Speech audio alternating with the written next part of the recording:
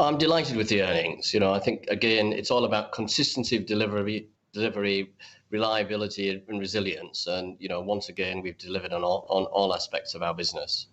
Can you just comment on what you think inflation means for premiums going forward?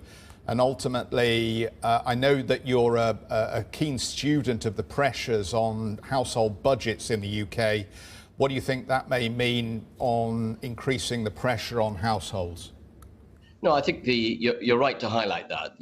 This is a tragedy for many people. They're finding life really difficult with energy prices going up, food prices going up, and a horrible background for many people as they struggle to pay their bills. And I think it's a time for looking after customers, looking after colleagues who work for us, and putting those people first.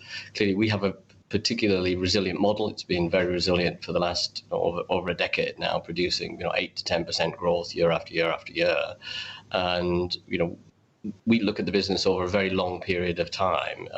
We're not trying to make short-term tactical profits. We make long-term sustainable profits from our business. The asset management industry has been particularly challenged this year, I think, by the volatility in markets and institutions perhaps wanting to pull back liquidity. What do you think this means for the outlook for LGIM going forward? I think it is worth noting in passing that there has been some reduction, I think, in assets under management, if I'm correct.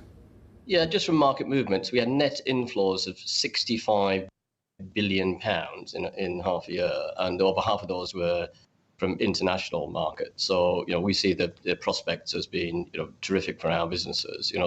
Our pension risk transfer business has the biggest pipeline it's ever had in its 35-year history right now, as pension deficits have decreased across the world, and there's huge demand for pension risk transfer right now.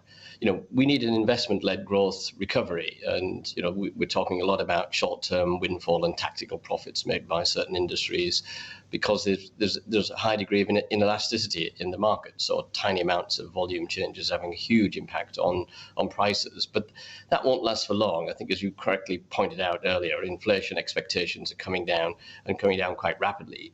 Right now, particularly in the United States, but hopefully here in the UK. We've been encouraging people to get behind, and lean into an investment-led recovery, because we've never had so many opportunities to invest in the UK. You've heard me talk about this for more than a decade. Each time we go around the UK, we find even more opportunities to invest and step up and really make a difference.